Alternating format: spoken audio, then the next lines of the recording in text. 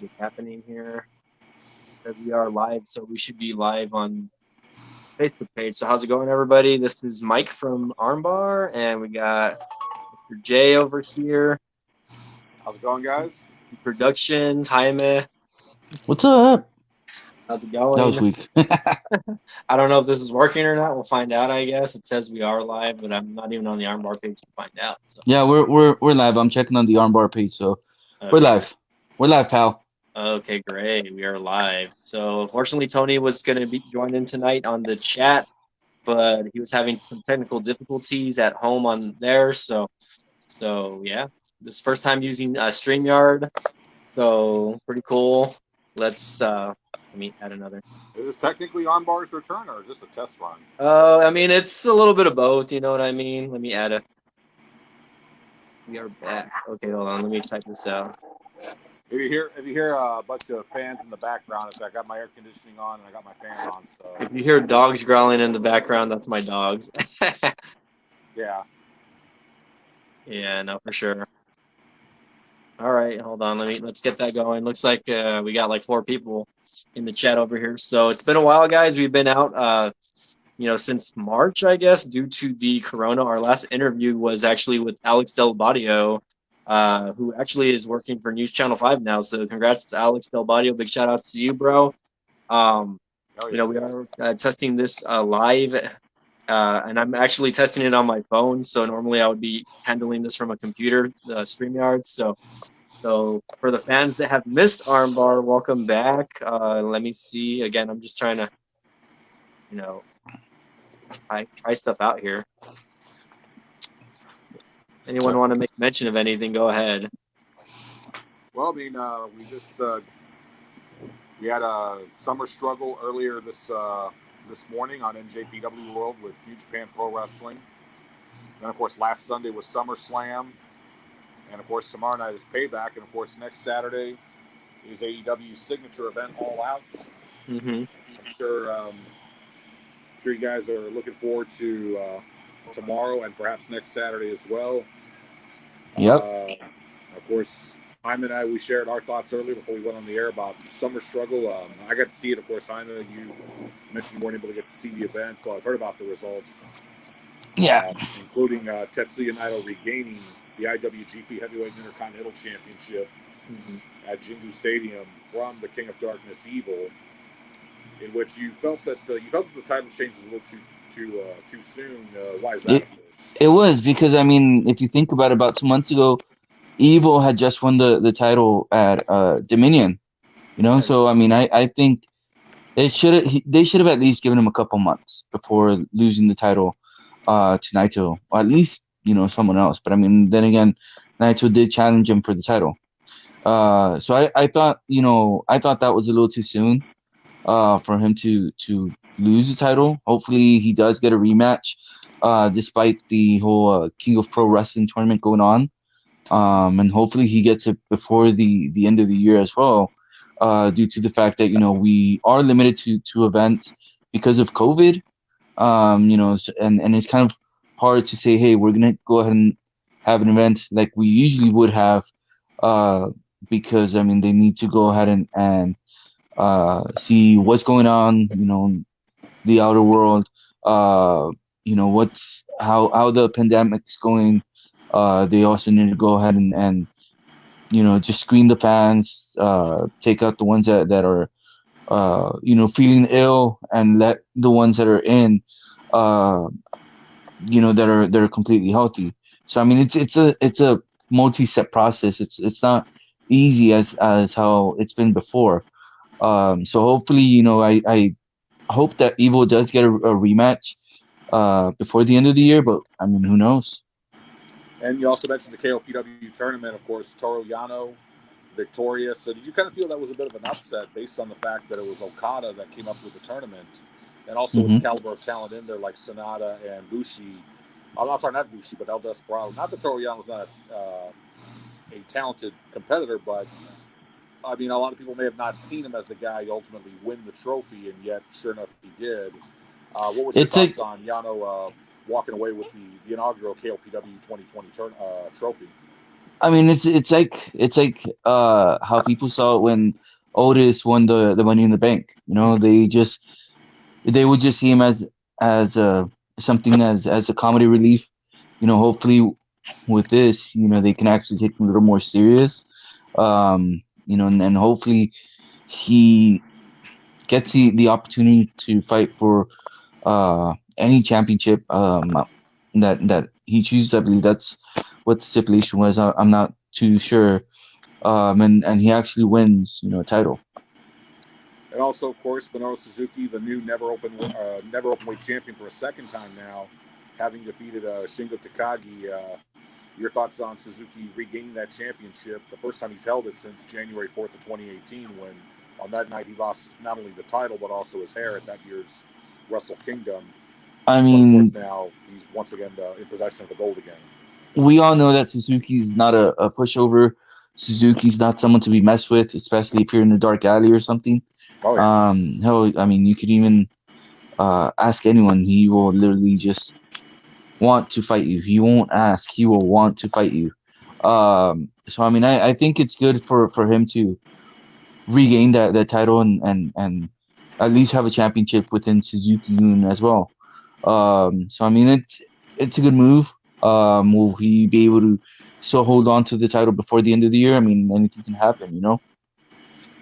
And then, of course, also another title change. The Bone Soldier, Taiji Ishimori, not only defeating Hiromu Takahashi for the junior heavyweight title, but also avenging the loss in the finals of the Best of the Super Juniors from 2 years ago. Your thoughts on Ishimori bringing that championship back over to the Bullet Club?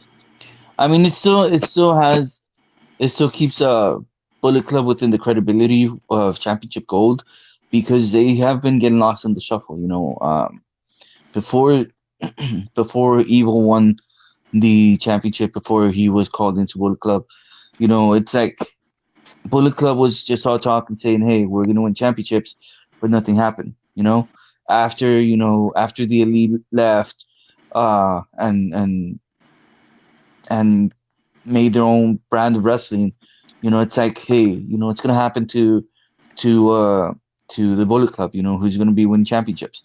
You know, uh you have Kenta, who I believe is still the holder for the rights to face off against The John right Moxley certificate for holder. yeah to take on Moxley for the IWGP United States Heavyweight Championship. You know, after he successfully defended against Jeff Cobb yesterday at Fighting Spirit Unleashed. You know, and so you have to give it to Bullet Club, or at least the Bone Soldier, to at least have a championship within Bullet Club.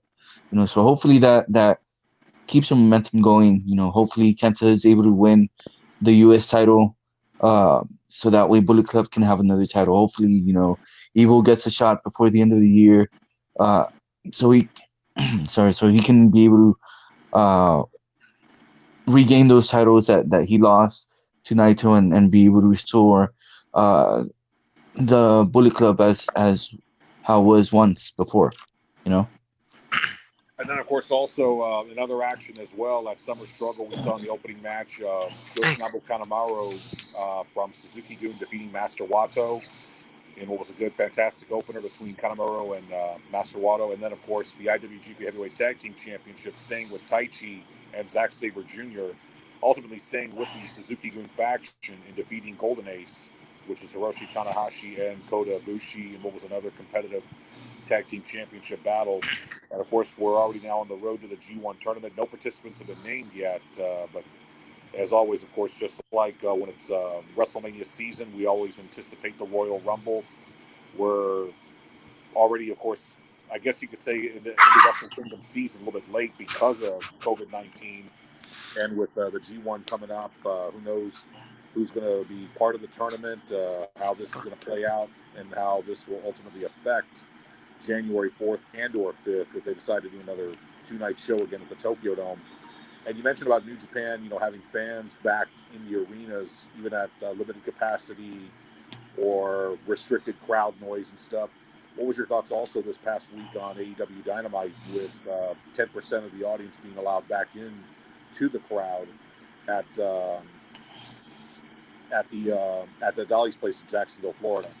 First of all, to answer Justin's question, from a recent interview that I believe, I don't remember if it was Tamatanga who said it. Uh, Anyone and everyone is a leader in Bullet Club. It's not just one person how it was before. You know, you've had your AJ Styles, you've had your Kenny Omega, your Cody, you've had your Prince Devitt. Basically, he said, hey, you know what? Everyone's a leader. It's not just one person. Everyone's in charge of Bullet Club. In regards to that, you know, and I had been thinking very, you know, I had thought about it, you know, so much about it. In regards to the crowd restriction that AEW and New Japan are doing, versus, you know, the way that WWE is doing their crowd virtually. You know, it's got their pros and cons. You know, yes, you know, it's good to have your crowd back because I mean, you know, it's been months. You know, it's almost been half a year since we've had a crowd reaction. You know, WWE has had their their events, you know, first of all with no crowd, then they had their performance trainer or trainees as the crowd. So it's kind of hard. You know, and at the same time, it is kind of risky as well. But as mentioned, you know, they are taking their safety protocols everywhere. They are checking they're doing temperature check. They're, you know, checking everything, period, just to make sure that they don't have someone, you know, to slip by and say, hey, you know, I'm sick. I'm going to go ahead and contaminate everybody, just, you know, for the hell of it. So, I mean, it's good, but at the same time, it is kind of risky. At the same time, you know, with WWE, the way that they're doing it, it's good, but at the same time, you know, that one is definitely risky because, you know, you've already had people posting pictures of Benoit. You've had, you know, some KKK guy dressed up. Supposedly there was already an execution done on live TV. So I mean, you have the FCC looking down on that as well, you know, and apparently, from what I heard, Kenny Omega was on it as well. If that Yeah. was really Kenny Omega or not, who knows? You know, Kenny Omega commented and said, "Hey, you know, I just want to go ahead and check out, you know, what's going on, what's happening." Uh, so that's I mean, my opinion, you know, it could be good, but at the same time, you know, it's also risky. You know, I know that here in the valley, you know, we're close to going to a couple shows, and they slowly wanted to let in the audience, but unfortunately, you know, due to the fact that it's been rising here locally, it is kind of hard to actually say, hey, you know what, we're gonna go to a show, despite the fact that, you know, things are so messed up. You know, it's a huge risk, you know, nowadays. You know, I think, you know, if you're perfectly healthy, you want to go to the show, hey, you know, go ahead and have fun.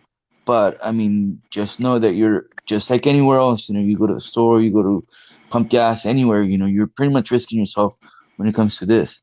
You know, but at the same time, you know, wear a mask, uh, social distancing, 6 feet. You know, if you cough or if you feel sick, stay at home. What up, Danny? You What know, up, Danny? so I mean, that's basically, you know, my recommendation. We also had another question if WWE or if Sonya Deville was already done with WWE or if she's being repackaged. Honestly, due to the fact that you know she did have some sort of stalker, pretty much going to or closely going to her house. I think she's taking some time away, because I mean, if you can imagine, if you think about it, you know, some guy shows up to your house, you know, and has freaking rope, zip ties, whatever, and is ready to kidnap you and has been stalking you. That's that throws some red flags, you know, and that's kind of scary, you know, that superstars nowadays face, you know, and even after that, even after they arrested the guy, people were still messaging her and threatening her and saying, hey, you know what, we're gonna go and finish off where this guy left off. You know, that's kind of scary. So it's not the fact that she's being repackaged or she actually left. She's just getting her time away because of what's going on. Uh, Pat Hinojosa, thank you. You're the best. Also, giving us a shout out saying that armbar is the best.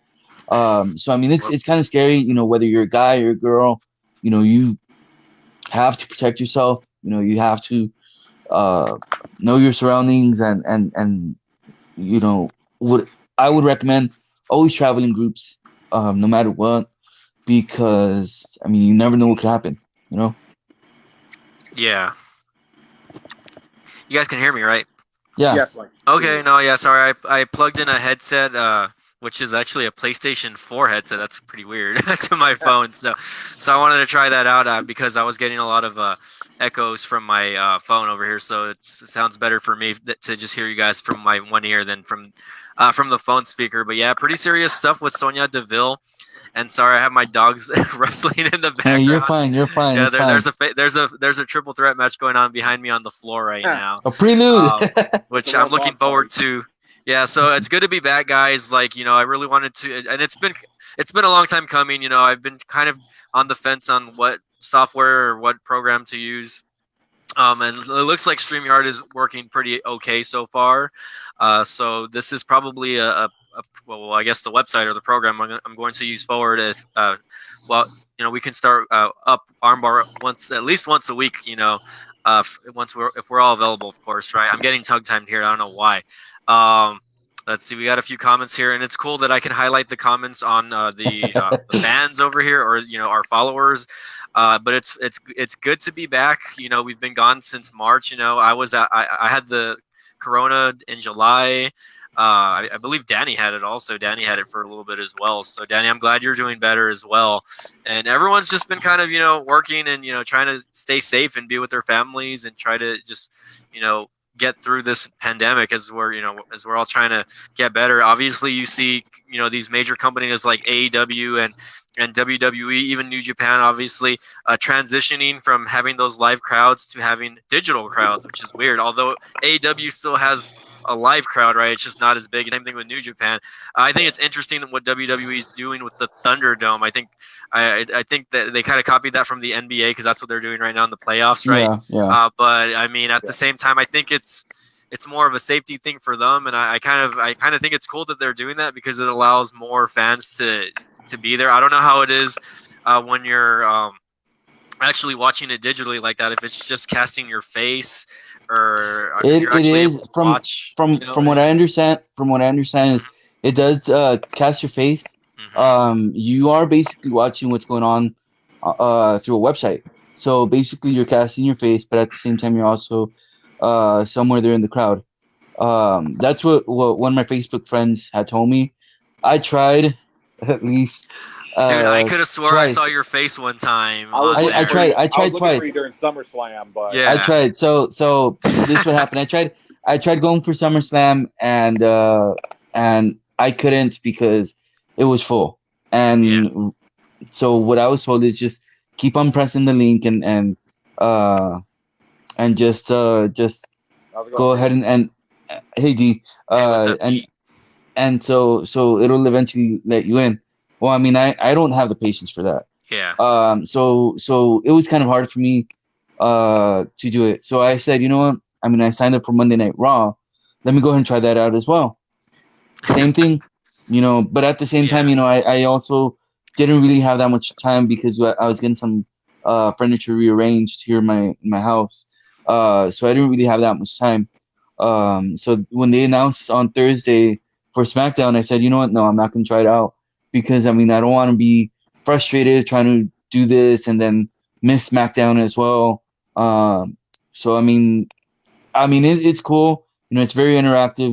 It's a good way to have fans let in. But, I mean, as mentioned earlier, with all these things that are going on, it's kind of hard to be, this guy's doing this, that guy's doing that. SummerSlam, I kid you not, there was someone with a Pikachu on, like, literally just put them on the screen. There's a guy hugging a toy dolphin there. Yeah, I saw that. So you never know what's gonna happen. Yeah, So by it's the way, just want to mention real quick, I know that D Vargas is one of our highlighted comments there. He actually has a YouTube channel, by the way, and he's actually interviewed several highly regarded, independent wrestlers, including recently, I think he interviewed Thunder Rosa. mhm. So if you guys are interested in checking out his channel, I'm going to give him kind of a shout out here. It's DNC Digital on YouTube, by the way. So like the letters DNC together and then digital. So I just want to give him that shout out. Going forward from there. But yeah, I mean, it's interesting what you see on the on what's going on actual, the on the Thunderdome platform. So I mean, we'll see what happens in the coming weeks. Especially after Danny Payback. Danny said that that's G14 classified, sir. Yeah, that's that's G14 classified. And Someone's asking. Yeah.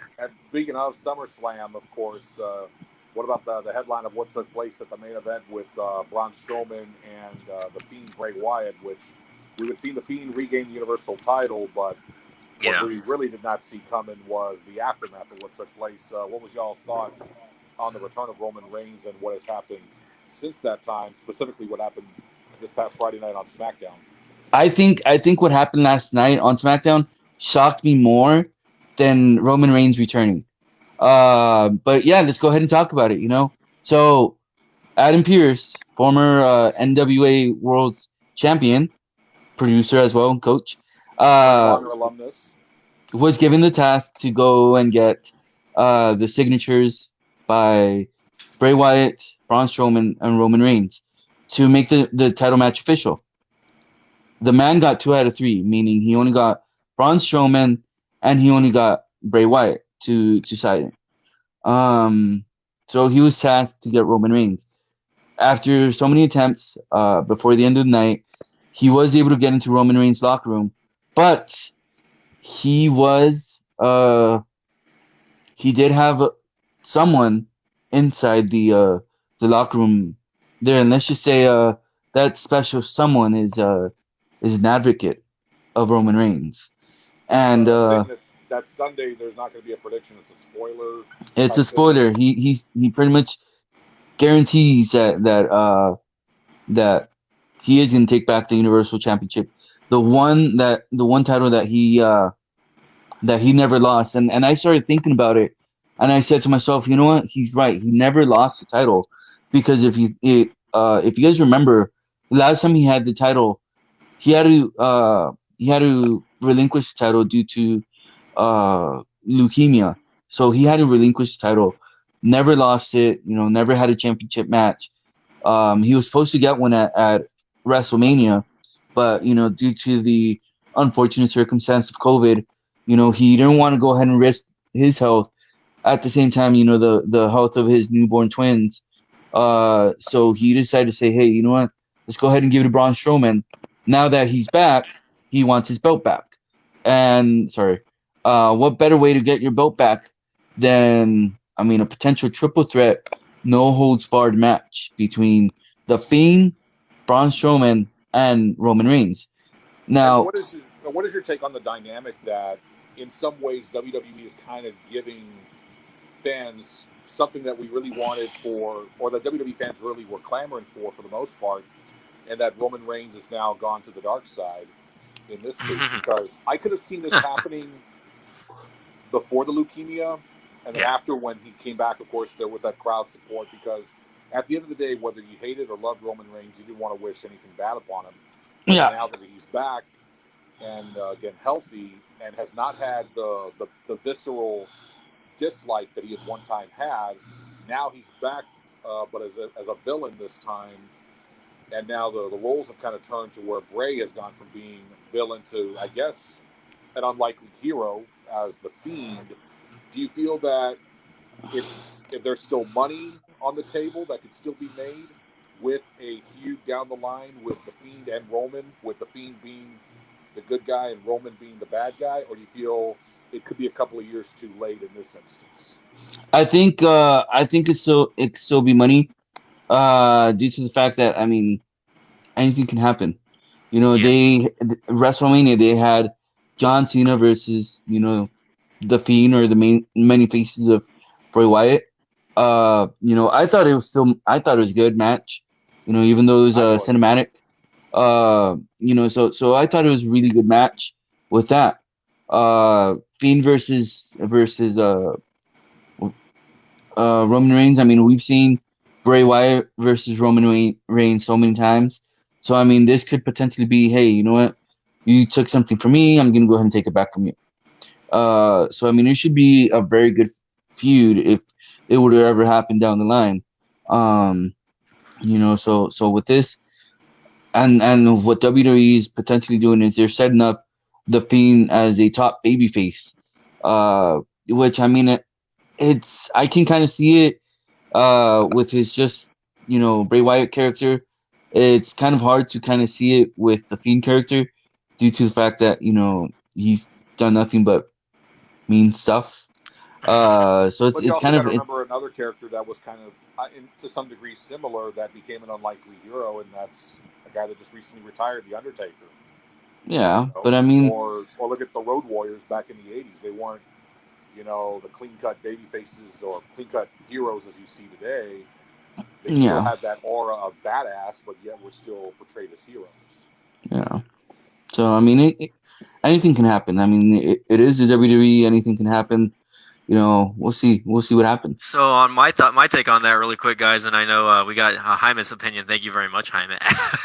Oh well. No. So I Well, think for some people, and this is something that I would think also is Roman Reigns' heel turn is really a couple of years way too late, right? Obviously he came back from his return from leukemia, and we had that thing with his kids, and he didn't. It's a lot of things going on for him because of the whole COVID situation, the pandemic, right? But Yeah. at the same time, this heel turn was something that the fans wanted years ago. And I'm talking about 2018, 2017, you know what I mean? When they were begging for it, you know what I mean? And they were like, no, they don't want to make Roman Reigns a bad guy. Vince is, that's his next golden child after Juanito Cena, you know what I mean? So me, it was it's a little bit of a shock, I guess, but at the same time, I'm just like, is it gonna work? Personally, because we've seen him for so long as that good guy, you know what I mean? Ever since John Moxley, aka Dean Ambrose, left, he was kind of like that badass of the group, right? And Seth Rollins was the architect, and whoever else, and then Roman Reigns was just kind of like that guy that they put in the position to have all of those high spots, and a lot of people hated him for it, and they still do. I feel like that a lot of wrestling fans think that he's gonna end up burying Braun Strowman now again, or he's gonna end up burying Bray Wyatt, But if the fact is, these three guys, have been kind of around the company more or less around the same time, you know what I mean, and came up around the same time also, right? Bray Wyatt having his successes, and Braun Strowman taking a little bit longer, but still having those great matches and those great rivalries going into it, right? But it's just one of those things where it's like, damn, you know what I mean? Personally, I know Jay was telling me he's excited about the main event. I'm excited to see exactly what happens. Personally, I think Roman Reigns is going to win this match. I think it would be really dumb for him not to win the match, seeing that he's been out for so long. And I know Jay was mentioning to me, or somebody was mentioning to me, well, what about Bray Wyatt? He just won the title this past week, right? It's been known for him to lose the title transitionally quickly, Yep. you know what I mean? So, he's I would say he's like another Sasha Banks, except the male version, you know what I mean? Where, he'll win the championship, and then, he'll have it for a little bit, maybe defend it once or twice, but then he loses it pretty quickly. And Bray Wyatt's a character, right? He's one of those guys right now that's a three-dimensional character. He has his original character. He has, he has the Fiend, and obviously he has the Funtime Playhouse guy, which is the Pee Wee Herman version of it. Firefly. Yeah, Firefly. Yeah, whatever you want to call it. I don't know. The Firefly. I can't even say it. Firefly Funhouse. Firefly Funhouse. Okay. There you go. But anyways, yeah, so he's a dynamic character, and I think he's a character that we're all gonna eventually appreciate towards it. And he reminds me of Mankind, you know what I mean? If you think about it, he's this generation's version of Mankind, or Mick Foley, Cactus Jack, and Dude Love, you know what I mean? He's that guy that they're putting in that spot, and obviously, he's paying homage to Mick Foley by using the Mandible Claw. And I'm really interested to see what they're gonna do with Alexa Bliss and that character if they're going to still kind of link them up a little bit. You know what I mean? But anywho, I mean, regardless, it's going to be interesting. And again, just my opinion that Roman Reigns is it's going to be a few years late on his heel turn, but maybe it's going to be good. Who knows? Jay, we'll give you the floor. I mean, honestly, this is something I'm excited for. I mean, because like I mentioned, I mean, Roman finally going to the dark side, and the Fiend. I mean, Bray Wyatt's always gotten positive reactions for the most part, but mostly when he was feuding with wrestlers that fans may have not been 100% behind, like a John Cena or Roman Reigns. And the Fiend character is such a compelling character that you're going to want to get invested into it. And eventually it's kind of like, hey, it'd be kind of cool if this kind of character was, on the good side, I mean, just like, I guess, your comic book heroes of yesteryear today. But, and of course, Justin Martinez, very good question. What are the chances of Otis cashing in? It could happen tomorrow night at Payback, could happen next Friday on SmackDown. Who knows? I mean, just, you never know. He ultimately has till next June. Or excuse me, till next May to cash in, so it could happen tomorrow, and hopefully it could be another main event star that's made with Otis cashing in, if done correctly. But I mean, just like I thought honestly, I thought okay, so after the Roman Reigns beatdown, I thought Roman was gonna leave, and I thought Otis was gonna go and cash in. That was my thought. That would have been a perfect time right there. That would have been a perfect time because I mean we did see Otis after the loser leaves no disqualification match between Mandy and Sonya Deville. And he was celebrating with Mandy Rose. So I mean I thought that was a perfect chance, but at the same time as I was thinking about it, it's like no, then Roman Reigns just gonna beat him down, probably with the briefcase. So I mean, he's a wild card right now. It could happen anytime, anywhere, whenever he wants, on his terms, So I mean he could pull an edge and just wait there in the background. So we may never know until the day or the time actually comes when he cashes in, and hopefully it's not I'm hoping that it's not a goofy, unsuccessful cash in. I was gonna say, speaking of Edge, I was muted, by the way. Sorry. I was gonna say, speaking of Edge, we've been kind of gone since Edge came back. You know what I mean? So let's talk about Edge a little bit, even though he's on another hiatus, right? But what was everyone's thoughts on Edge's return and maybe his WrestleMania match and what's to come now that he's back? Well, I know Jay. I know. Jay's gonna say something about it because Jay was there because live. I could tell you I was there in Houston. Yeah, again, it was a big pop. It was a shocking return, and I mean I still get goosebumps. I still get goosebumps thinking about that because that was something I never thought would ever happen, especially with how he left the sport of wrestling years ago because of his neck injury. But as soon as the music played, I was like, "Oh my God, is this real?" And sure enough, he was back. I mean, I enjoyed the WrestleMania match with Randy Orton. I know there was some critique on it. And the same thing also when it came to the greatest wrestling match of all time. There you go. And Mike, I'm guessing you're playing some Alter Bridge there. Yes, sir. Nice. Okay, that was just my fun for now. But I enjoyed the match also he had with Orton. Like I said at Backlash, the greatest match ever. Ultimately, it sucked that he got hurt during the match, but ultimately, when he is ready to return, and I'm sure ready to get his revenge, and good chatting with you too, Justin.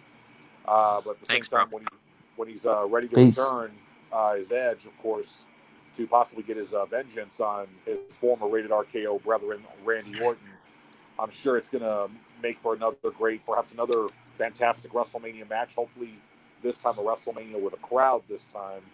Coming up in 2021, but we just got to see how things have been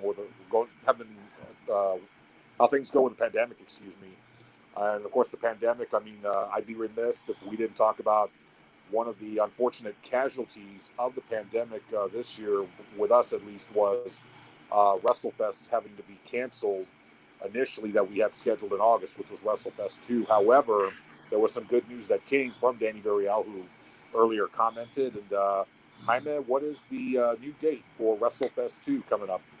Mark your calendars, because we're going on a road trip. WrestleFest will be June 5th next year. So just plan it ahead. Hopefully with this pandemic, it either slows down or goes away. Hopefully, this doesn't stop us from having fun, because we were all there. The first WrestleFest, it was fun. Oh, yes. And Sammy Guevara, Brian Cage, Kelly, who are both in the AEW. Kelly, former Divas and champion. And 24/7 champion. There you go. And was at the Royal Rumble, which I was there to see in Houston. Why would you do that? Because we I took have a picture. That bragging right forever. We took a picture. We took a picture with Scott Steiner and yes. Also spoke to Al Snow a bit as well, and Masada after his Matt Masada. Mm-hmm. So we again, there was this big plan for WrestleFest 2 this past year, but again, like everything, it had to be shut down. There was also going to be a wrestling event for Texas Wrestling League, but again, for that one, had to be shut down. Danny is also saying that there's going to be March 7th RGB Sports Show. So if you're a football fan, if you're a sports fan, wrestling fan, go ahead and MMA fan as well, boxing. Check those out. You and I, we went to the one last year and we met Ron Simmons. You took a picture with Ron. Ron stopped me, with my championship belt. So hopefully, a local MMA celebrity with Ricardo Palacios. Oh yes, and so we also had here on the show not too long ago. So we those types of shows, those aren't those are a can't miss show. You don't want to miss going to the RGV Sports Show. You don't want to miss going to WrestleFest, because as wrestling fans, it's not an everyday thing where you go and meet up meet with the wrestler that you grew up idolizing, you grew up watching, so it's a can't miss opportunity. Former Dallas Cowboy players are going to be there, a whole bunch of stuff. So it's one of those can't miss shows. And of course, also, in this pandemic, we talked about WWE with initially having no crowd to having the Performance Center trainees in the audience to eventually the Thunderdome. New Japan initially having no audience, then to, of course, bringing back the audience at limited capacity. AEW doing the same thing with just only their wrestlers in the crowd, now to bringing 10% fans back into the crowd. Impact, of course, has yet to do that. A lot happened, of course, during the pandemic, including back in April when a lot of talents from WWE were let go.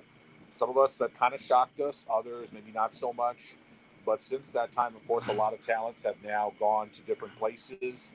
We now have the former Zack Ryder, now with AEW currently. The former Kurt Hawkins, now Brian Myers, along with Luke Doc Gallows and Carl Anderson, now with Impact Wrestling. And also announced Mike Bennett will be part of the NWA challenging Nick Aldis at the start of their upcoming pay-per-view series on the Fight TV app.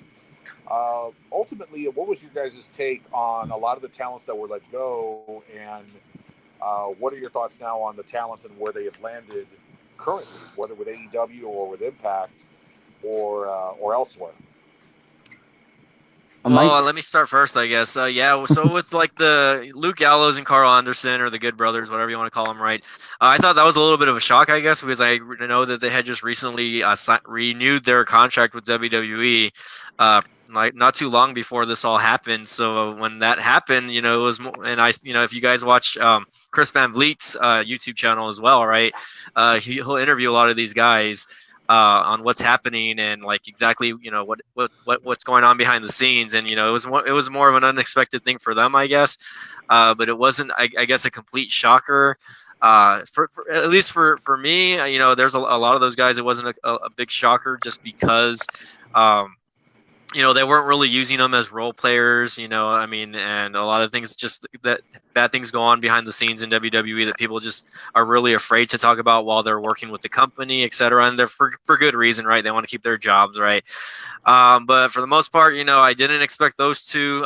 Zack Ryder, or AKA Matt Cardona, you know, he's been with the company a lot for a long time. I think was it like 9, 10 years already. He was already going on 10, 11 years maybe with the company, and it was kind of a shocker for me because I was always a big Woo Woo fan, or you know, the Long Island, whatever you want to call him, The Island, IZ, Long Island IZ. yeah, the internet champion. You know, I was always a big fan of him. I remember watching that WrestleMania where he won the ladder match, and I was just like, damn, you know what I mean? Finally, they're giving this guy a push, and then the next day he loses the title to the Miz, and I'm like, There's man, a push. that kind of sucks. Yeah, and I feel bad for Brian Myers, or AKA Kurt Hawkins, even though you know, there's really nothing wrong with that guy. You know, he was a good talent.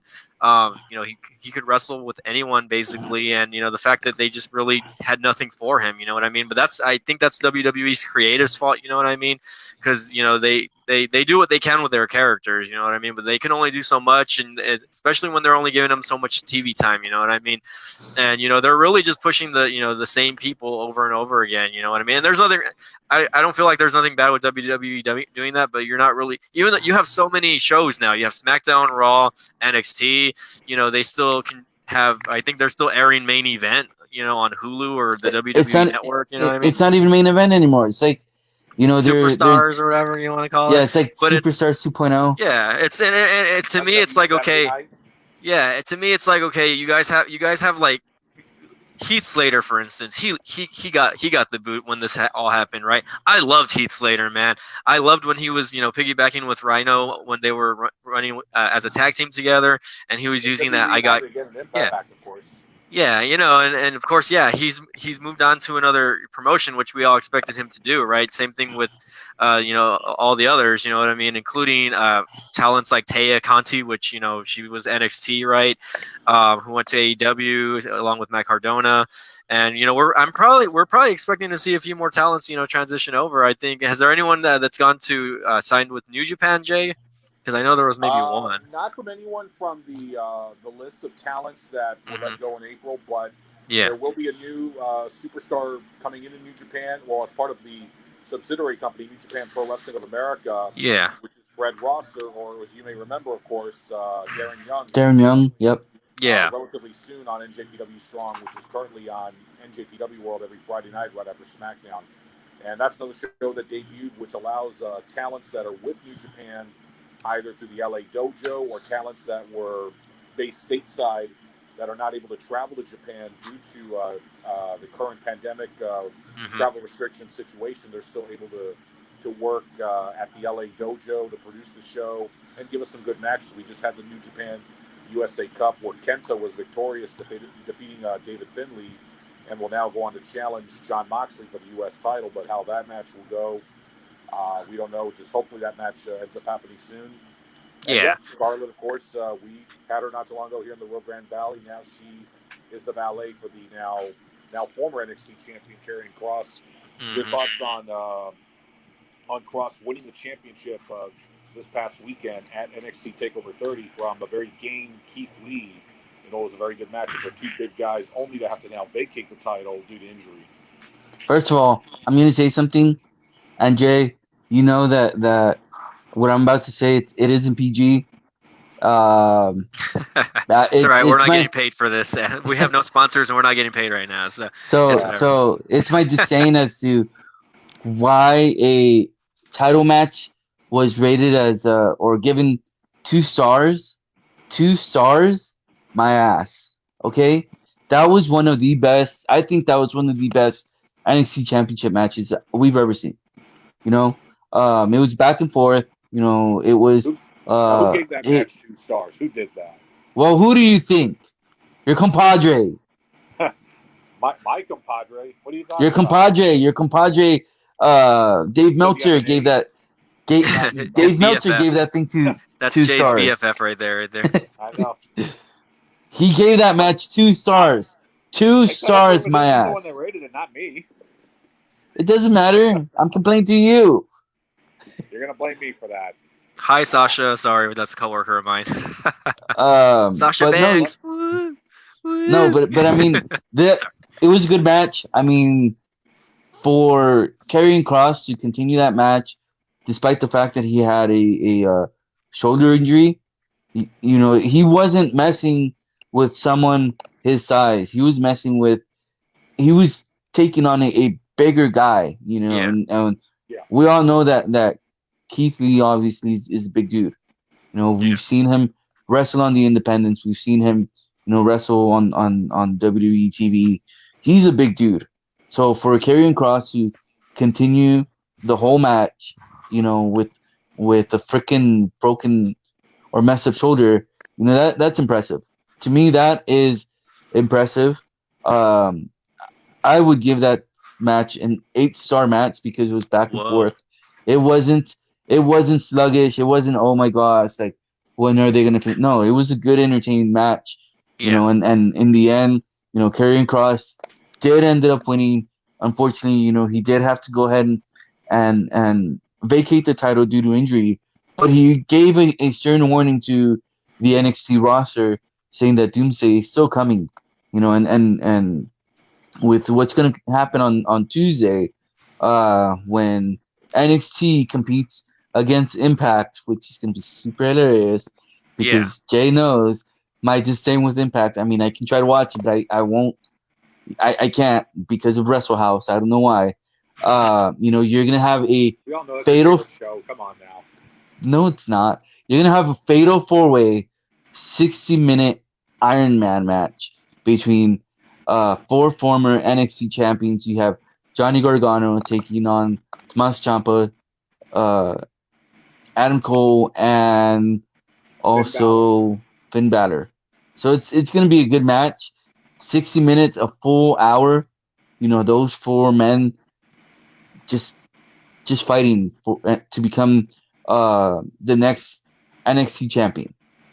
It's going to be a very good match. It's going to be a great night of wrestling overall with both brands because you still got over on Impact Eddie Edwards defending the world title against Eric Young, Sami Callihan taking on Rob Van Dam. But at the same time, though, of course, the fatal 4-way over at NXT, I'm sure is going to be a potential match of the year candidate. And I know 2020 has been, let's just say, a very interesting year. When it comes to match of the year candidates, there are some that we can put in that category, whether Okada and Ibushi at Wrestle Kingdom or the Stadium Stampede match this past May at Double or Nothing, despite what some manager from Louisville, Kentucky will tell you, that match was awesome. Or we can also talk about the future match between a certain Orange Cassidy taking on Chris Jericho for the Le Champion for the Mimosa Mayhem match at All Out. But this match with Adam Cole, the longest reigning NXT champion in history, Finn Balor, who I will always say helped put NXT on a bigger platform to a degree when he was champion, especially when he won the title in Tokyo at the Beast in the East show. And then Johnny Gargano, who was a fighting champion, but unfortunately didn't have it long. And then look at Tommaso Ciampa, who was never even beat for the title. This match is going to be definitely a real power hour, if you catch my drift with these 4 going at it. As far as who's going to be the first ever, who's going to be the first out of the 4 to be a 2-time NXT champion, it could go to either man because only 2 men have ever held the NXT championship twice, Samoa Joe and Shinsuke Nakamura. Out of these 4, we're guaranteed a new 2-time NXT champion, but whoever wins it, I'm sure, is going to continue to take NXT to bigger and better heights. And of course, just also as a quick programming reminder, while NXT, yes, will be on Tuesday night next week competing with Impact, they'll also be on Tuesday night again the following week on the 9th of September. So for the next couple of weeks, AEW goes unopposed. But speaking of AEW, I'd be remiss if we don't talk about the PWI 500 this year. Of course, the winner. And I'm going to get y'all's opinion on this, and if anyone's watching, feel free to let us know your opinion. The first ever AEW contracted wrestler to win the PWI 500, the current champion, the Death Rider himself, Jon Moxley. I mean, that one. I mean, I can understand why. why it was given to him. He hasn't been beaten in over a year since he debuted on or pretty much on AEW period. I was upset that number 2 didn't win it. Adam Cole, baby, he didn't win. Despite the fact that he was, the longest reigning NXT champion in NXT history. So I was kind of upset with that one, and I do have the list of pretty much the first 25. So I mean, like as you mentioned, it was Jon Moxley as number 1, Adam Cole number 2, number 3 was Le Champion, Chris Jericho. 4 went to Drew McIntyre. 5 was those people that you're going to mention. If not Moxley, who would you have? Would you have said Adam Cole, or did you have somebody else in mind? It could have gone to Adam Cole or Chris Jericho. Okay, Mike, what about you? What do you think? You're asking me who my top 3 as far as the PWI top 500 goes, or top 3? Just who do you felt would have been, if not Moxley, if in case I think with Moxley, who do you think should have been the number 1 spot? You guys might disagree with me here, but I think it should have been Jericho, and not because he's best wrestler of the year or whatever, also like that, but I mean just because he's put an AEW on the map first of all, right? Only a guy like Chris Jericho could put a company on his back like that, or very many few people. Jericho's one of those guys, though, right? And he's gotten to the point where most of his skits or promos or whatever you want to call them are the draw of the entire show. You know what I mean? And I know because I've been trying to pay attention to the show when I can watch it, and I'm most entertained when I'm watching Jericho in the Inner Circle. You know what I mean? And Moxley, don't get me wrong, I love Jon Moxley or AKA Dean Ambrose, whatever you want to call him. Right? He's a good champion right now. I mean, a lot of people can compare him to guys like Stone Cold, but he's a little bit of a loner. So I think he's like a mix between Stone Cold and Sting a little bit. You know what I mean? In a sense, right? But anyways, and you can put in names like Drew McIntyre. I like Drew McIntyre, but I just don't think he has it yet. You know what I mean? He's getting there. You know what I mean? I think he's getting there, but I don't think Drew McIntyre has it. And as far as the other people goes, if it were me, I would probably put AJ Styles on the top of that list. I could have seen that. Yeah. And also, of course, another match of the year that we could have seen for 2020 from Revolution. Of course, Jaime, you also saw this with our buddy Adon, which was, of course, the Young Bucks challenging Kenny Omega and Hangman Page for the AEW World Tag Team titles, which was the first AEW match to break the 5-star rating in AEW history. Would you also put that as a match of the year contender this year, or do you have something else in mind? I mean, another match I would also put in there in that contendership, which I know is a little unlikely, but it's different because of how it was presented, was The Undertaker and AJ Styles in the Boneyard match from WrestleMania. Jaime? What was that? Jaime? Yeah, sorry. Was he paying attention there? I'm here. Can you guys hear me? Yeah. Okay. I mean, I can easily consider those as match of the year candidates. With I mean, I would disagree with the star rating because I mean we already know who rated that and who was in that match. That's why it had a high rating. But I mean, we're not the Wrestling Observer, dude. We're Armbar, so this is our own opinions. So I mean, I would consider those. I'd say easily. It could also be. I mean, just agreeing with you, Jay. Undertaker and AJ Styles, because of how the match was presented itself. And it was just an all-out brawl. It was very well put. I mean, we'll see. It was a cinematic feature that was just well done. And ultimately I felt, delivered and perhaps exceeded expectations. I know some were already telling me, Undertaker's old, this, that, or the other, but he still had a very kick-ass match. I mean, it was a way to, as Paul Heyman would say, accentuate the positives, hide the negatives, and it still delivered. I mean, what was the most talked about match of WrestleMania 36? With all due respect, it was not Drew McIntyre and Brock Lesnar. It was not Braun Strowman and Goldberg. It was Undertaker and AJ Styles. So and if was the best match of WrestleMania 36, not because of how much it was talked about, but because of how it delivered. And if you've watched the overall match of the year, it could happen. And if you've watched the Last Ride documentary on the WWE Network, you know, the Undertaker, yeah, he would take into consideration that, yeah, he's old. You know, he's an old fart.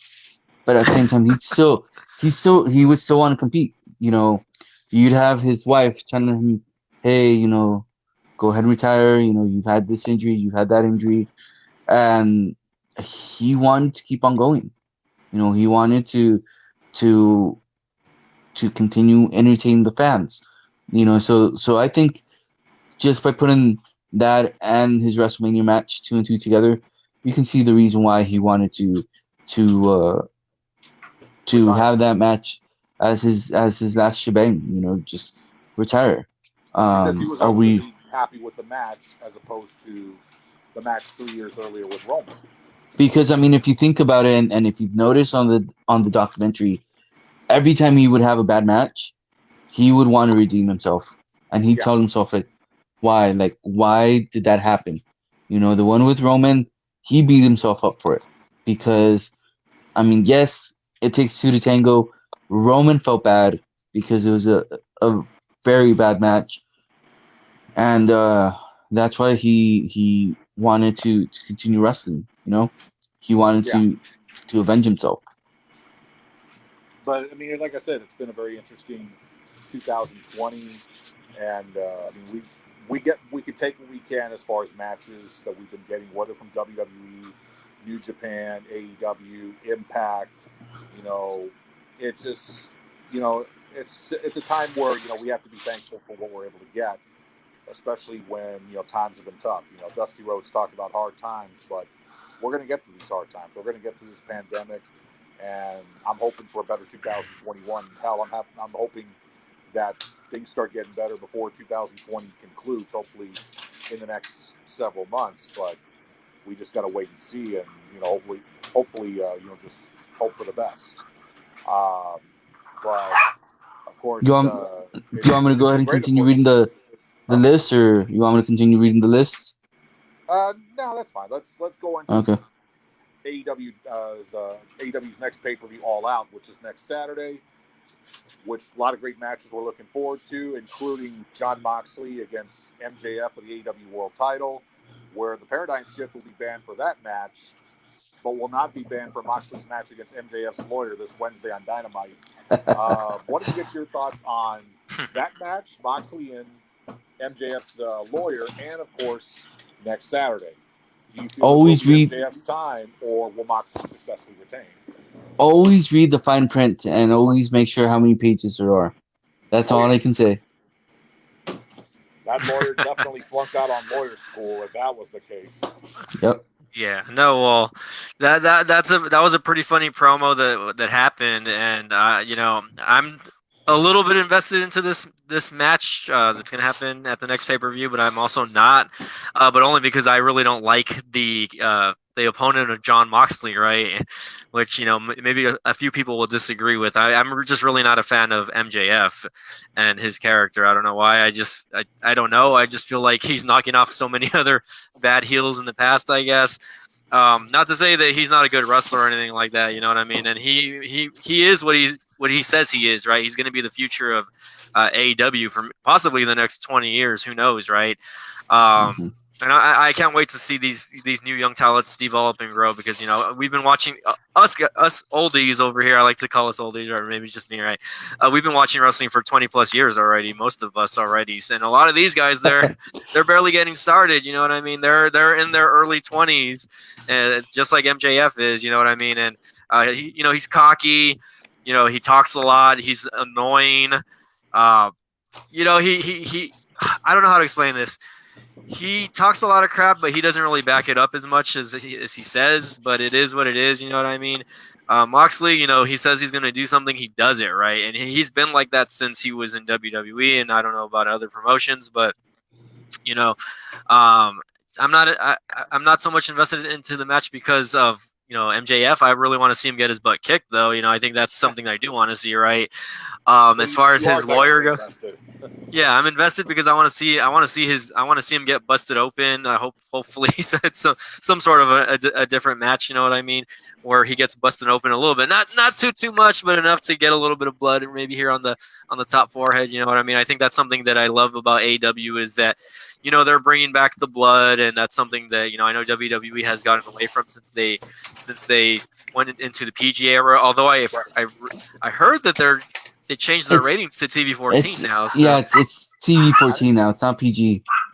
Yeah, it's TV-14 now. So, but anywho, I'm excited about it, and we'll see how it goes. I'm gonna go take my dogs outside really quick, guys. So I'm gonna put myself on mute. Give me 1 second, okay? Floor's to.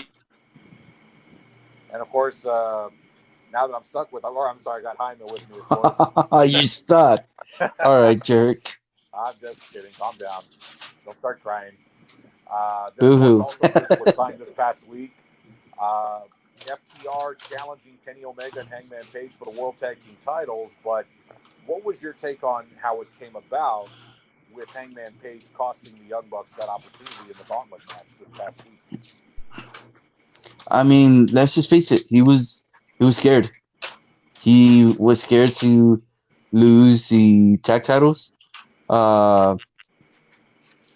He says that he wants to see him get beat up. He did his job. I think he was referencing like if I want to see him get beat up, then he's doing his job as a heel. So yeah.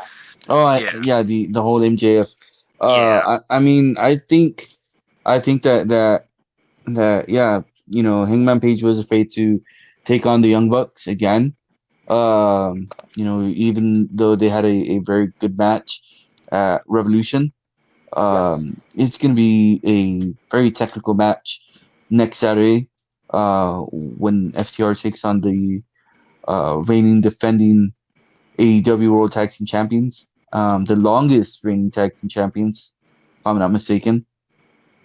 And of course, we have D. Vargas on here who mentioned about Mission Pro Wrestling, the event that's happening next month, of course. Be sure to check out the Facebook page for event details.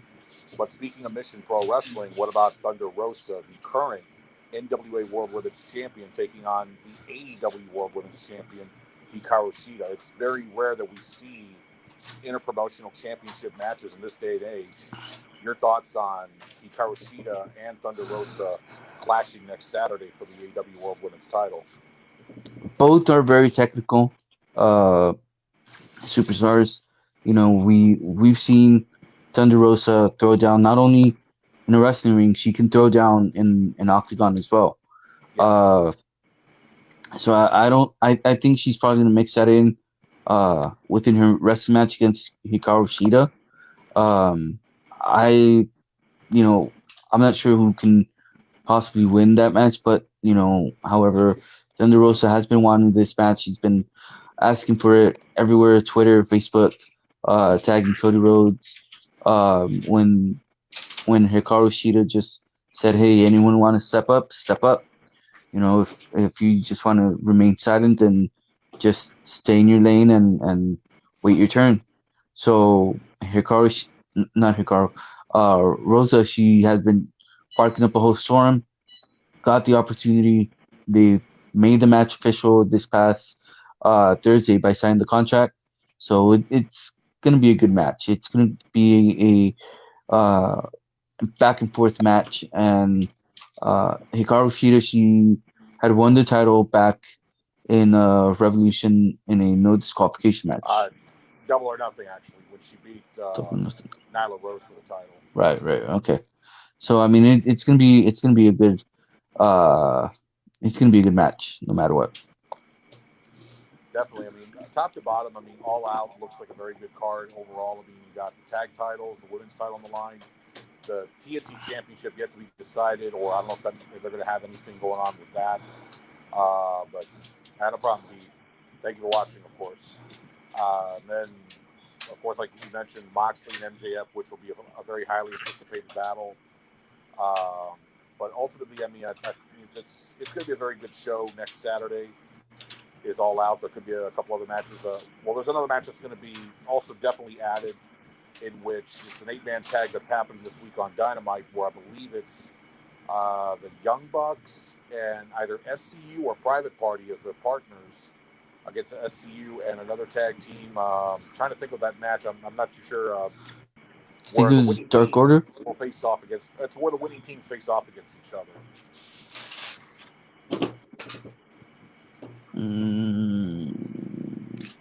I think it was Best Friends. It was Best Friends. Oh yeah, the Best Friends. Yeah.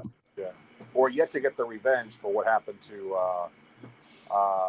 the band that was destroyed by the Pride and Powerful of Ortiz and Santana. But so we already have another question by Jose Luevano. If the Thunderdome concept fails, do you think the WWE will try and have fans back in the arena? And if so, are you confident they will actually try to pull it off without any issues? I mean, again, it's a toss up. If this concept does fail, they might try to have some social distancing, kind of like how WWE and New Japan have tried with their fans. Okay, so it's gonna be the Young Bucks and Lucha Express versus, the winners of those two match would take on SCU and Private Party at All Out. The winning team faces each other. No, yeah, that's why. For All Out, but yeah. So I mean that concept, they can go ahead and try it out. The only thing that I've noticed is that, with the exception of Dominion, this past event, Summer Struggle, and also with All Elite, they're outdoor arenas. So I guess it's like less of a chance of them getting sick due to the fact that they're outdoors. I don't know. But I mean, with the way that they did it within Dominion and Jay saw it, they had literally separated the crowd, unless you're like in a little group. So no one was at the top, and the ones that were like in the usual front row, they were pushed back because they didn't want anyone near the superstars. So I guess WWE could try to do that, but again, it's kind of hard to tell. Or they could just possibly take it back. I mean, I personally don't. I was not a fan of the plexiglass panels that they had there in the performance center. So I'm kind of so I'm kind of a fan of the Thunderdome. Whether it works or not, I think WWE is trying to be a little more innovative than some of the other companies, and it's for good reason, right? I mean, right now we're still in a very serious pandemic going on, right? And people think that it's getting better when in reality it's not getting better at all, right? So that's their decision to rather not have any fans in the crowd and keep the safety of their stars a priority because of what's going on. You know what I mean? I think it's different. I don't necessarily think it's bad. I don't want to put chops to AEW or any other company. I know Impact's not doing any crowd, and I don't know what's going on with NWA. New Japan obviously had a little bit of a crowd, but they were all separated, and for good reason, right? Obviously, right? And of course, it's going to be different in different parts of the country and different parts of the world. But I think what WWE is doing, other companies should follow. To be honest, you know what I mean? Just because, but either way, it's a safety issue and it's a safety concern, and whether or not they bring back fans or not, it's really up to them and what happens with this whole virus, and if the country or the world gets a vaccine for this, you know what I mean? Yep. And a little bit of an off-topic question, because we're all fans. We all at some point have been to shows. I want to throw a little bit of a fun question to you guys. Ultimately, I mean, we've all been to wrestling shows, whether it's been house shows or network events or whatever.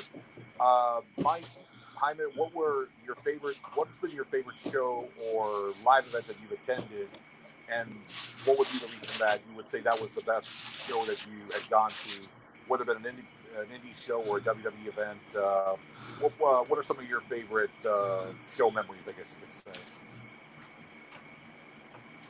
Well, I mean, I've been to a lot of WWE house shows down here, right? I mean, I don't personally I don't personally have a favorite. I mean, because a lot of them were good, especially the ones that were at the Hidalgo Arena or whatever you want to call it. Now, I guess now it would be the Pain Arena. But I mean, I've gone to a lot of shows. I was fortunate to see The Undertaker come down.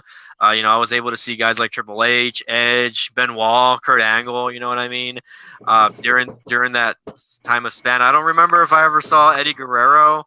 But, I've seen Daniel Bryan. I've seen CM Punk. I've been very fortunate to see a lot of the top stars. Even Ronda Rousey, which, a few of the last shows that they came down here at the Burt Ogden Arena were not very full, and they were not very exciting. But again, that goes back to, what was going on in the shows at the time. You know what I mean? A lot of us were not invested in those shows, and for good reason. I think a lot of people can agree during some parts of time that the content that they're putting out is just not great. You know what I mean? So a lot of people will complain, and they'll put the show on hiatus, and they just won't want to watch it. But personally, like I would still give my money to go to any show that was to come down here.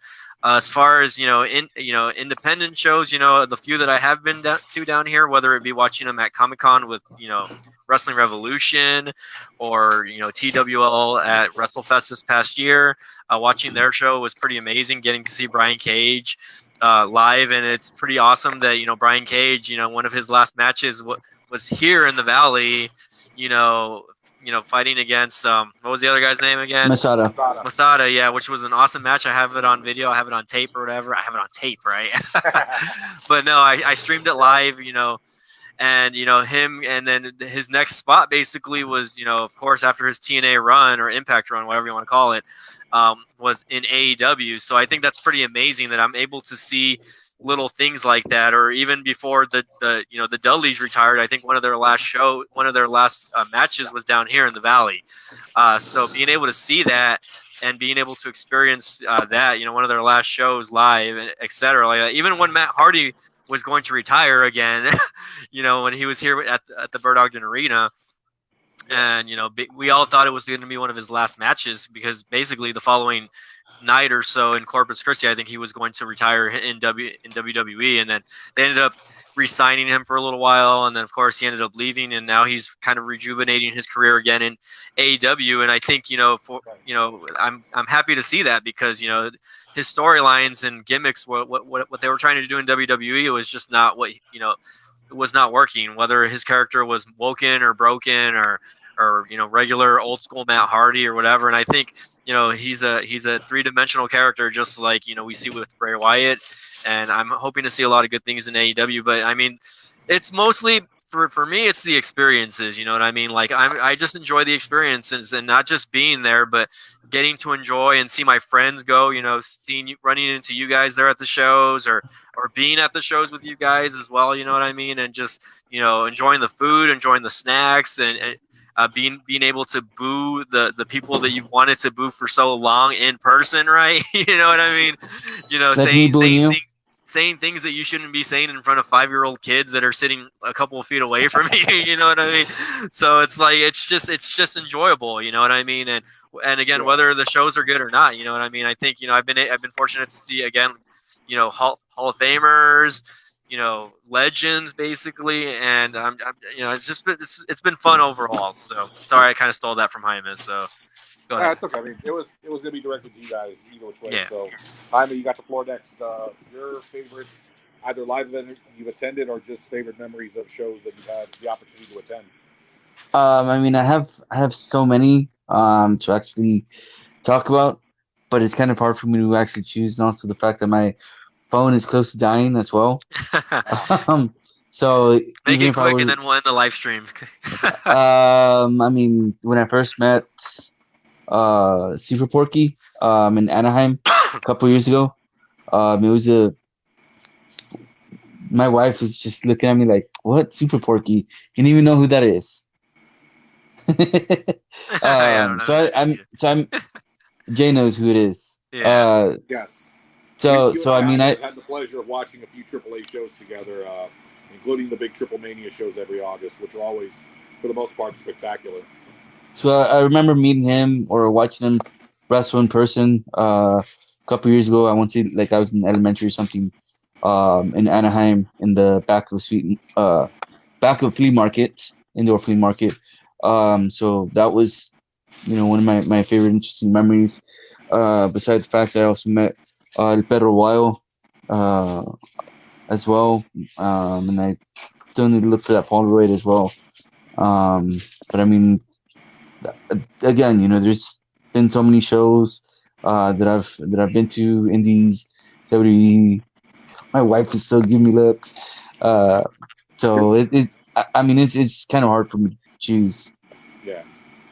I mean, with me, I'm thankful for the fact that I got to see Owen Hart, Yokozuna, the British Bulldog, and Eddie Guerrero all at different points in their careers before they had passed away.